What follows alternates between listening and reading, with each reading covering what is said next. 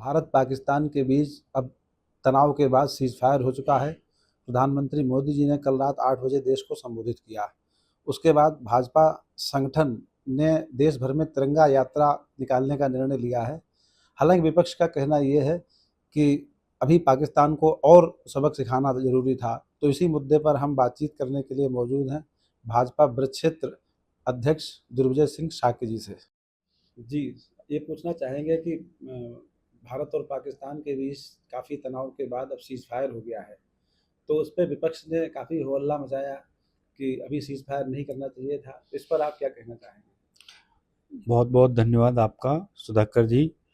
जहाँ तक विपक्ष के सीज फायर पर प्रश्न खड़े करने की बात है, मेरा मानना ये है और सभी पूरा देश भी ये जानता है कि हमारी लड़ाई आतंकवाद के खिलाफ है। देश के प्रधानमंत्री आदरणीय नरेंद्र मोदी जी ने जो अभी हमला हुआ, जिसमें जाति और धर्म पूछकर लोगों की हत्याएं हुई, उस आतंकवाद के खिलाफ सेना ने कार्रवाई की थी। सरकार ने आदेश दिया था और वो कार्रवाई लगभग लगभग पूरी तरीके से सफल थी। सेना ने पाकिस्तान में घुसकर जो आतंकवादी कैंप हैं उनको तबाह किया था। दोबारा से पाकिस्तान ने उस पर जब जवाबी कार्रवाई करनी चाहिए, जो भी जिसको भारत ने बहुत सफलतापूर्वक भारत की सेना ने विफल कर दिया, उसके बाद जवाब में भारतीय सेना ने फिर घर पाकिस्तान में घुसकर उसका जवाब दिया है। और जो जवाब दिया है वो इतनी कड़ाई से दिया है, पूरे देश दुनिया ने उसको देखा है। पाकिस्तान थर्रा गया और थर्राने के साथ साथ घुटनों के बल गिड़गिड़ाने लगा कि सीज़ फायर किया जाए। भारत ने आतंकवाद के खिलाफ ये मुंहतोड़ जवाब दिया है। पूरी दुनिया ने नए भारत की ताकत को देखा है कि भारत घर में घुसकर मारने की क्षमता रखता है। अगर कोई हमारे तरफ आंख उठाकर देखेगा, हमारे नागरिकों की तरफ, चाहे हमारी देश की सीमाओं की तरफ, भारतीय सेनाएं उसका माकूल जवाब देने में सक्षम हैं, घर में घुसकर मारने में सक्षम हैं।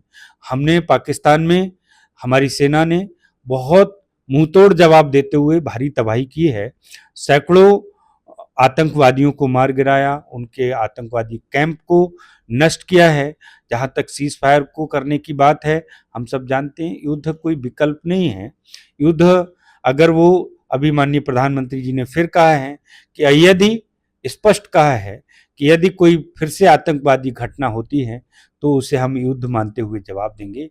इसलिए सीज़ फायर देश हित में है और देश हित में हम कोई शौकिया लड़ने के लिए नहीं थे, अपना प्रदर्शन करने के लिए नहीं थे, लेकिन हमने अपनी शक्ति का प्रदर्शन इसलिए किया है या हमने अपनी शक्ति का उपयोग इसलिए किया है क्योंकि उन्होंने हमारे देश में घुसकर आतंकवादी घटनाओं को अंजाम दिया है।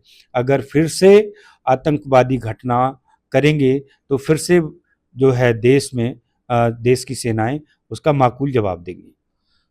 विपक्ष को ये डर रहता है कि जब भी पाकिस्तान पे सर्जिकल स्ट्राइक हुई तो उसका भाजपा ने कई बार चुनावी लाभ ले लिया। तो विपक्ष को ये भी डर है कि बिहार में चुनाव होने वाले हैं, इसके बाद भविष्य में यूपी के चुनाव होंगे, तो उनको ये डर रहता है कि कहीं भाजपा इसका चुनावी माइलेज ना ले ले। तो इस वजह से तो कहीं ऐसा नहीं है? देखिए, विपक्ष इन सब चीज़ों को चुनाव के लिहाज से देख सकता है, लेकिन भारतीय जनता पार्टी इस सब को चुनाव के लिहाज से बिल्कुल नहीं देखती। देश की जो निर्दोष नागरिक हैं, उनकी हत्याओं का बदला लेना, उनके लिए संदेश देना पूरी दुनिया को कि भारतीय सरकार इतनी कमज़ोर नहीं है, भारतीय सेना इतनी कमज़ोर नहीं है कि कोई भी आकर हमारे देश में हमला करेगा और हम चुप बैठेंगे। क्योंकि उससे पहले ऐसी घटनाएं, सैकड़ों घटनाएं हुई, चाहे वो बंबई में 26/11 हो, चाहे ताज होटल पर हमला हो, जिसमें सैकड़ों हजारों निर्दोष नागरिकों की हत्या हुई, लेकिन भारत ने उसकी कोई प्रतिक्रिया नहीं दी। लेकिन वर्तमान सरकार ऐसी नहीं है कि अगर उसके निर्दोष नागरिकों पर या सीमा पर कोई अतिक्रमण करेगा तो हम जवाब नहीं देंगे, ऐसा बिल्कुल नहीं है। वर्तमान सरकार बिल्कुल स्पष्टता के साथ और मजबूती के साथ जवाब देगी, उसका बदला लेगी। हमने बहुत मजबूती से देश की साख को आगे रखते हुए जवाब दिया है। इसके पीछे कोई चुनावी एजेंडा या कोई दूसरे प्रकार की बात नहीं है। सेना ने भी पूरी दृढ़ता के साथ पाकिस्तान में घुसकर अपने जो मिशन है, मिशन सिंदूर, उसको पूरा किया है और पूरी दुनिया ने भारत की सेना की शक्ति को देखा है, भारत की शक्ति को देखा है, भारत के मजबूत होते हुए कदमों को देखा है कि भारत पे अब कोई ऐसे ही नहीं है कि कोई भी आतंकवादी आएगा, मार कर चला जाएगा। अब आगे आतंकवादी घटना करने से पहले पाकिस्तान या जो भी आतंकवादी देश हैं, मैं समझता हूँ निश्चित तौर पर 100 बार सोचेंगे। भाजपा ने इसी मुद्दे के बाद देश भर में तिरंगा यात्राएं करने का निर्णय लिया है। तो ब्रज क्षेत्र में तिरंगा यात्रा की क्या प्लानिंग है और इसमें कैसे तिरंगा यात्रा निकाली जाएगी?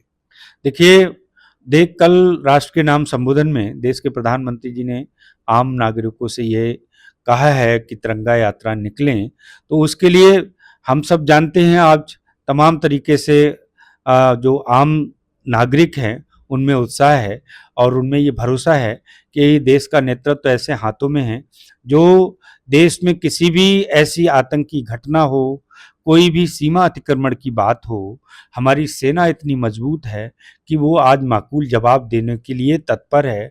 मैं याद दिलाना चाहता हूं देशवासियों को कि कांग्रेस की सरकार में कितनी घटनाएं केवल 2010 से लेकर 2014 तक मनमोहन सिंह जी के समय में कितनी बार आम नागरिकों की हत्याएं पाकिस्तान ने की थी। आप देखें कि वो लोग मौन रहे, उन्होंने कोई प्रतिक्रिया व्यक्त नहीं की।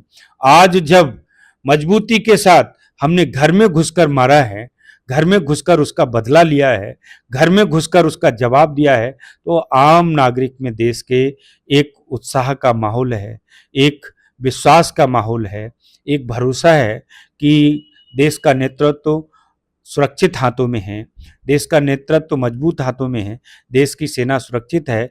इस नाते पूरे देश भर में आम नागरिक उसमें तिरंगा यात्रा निकाल रहे हैं, उसमें भारतीय जनता पार्टी के कार्यकर्ता भी सम्मिलित होंगे।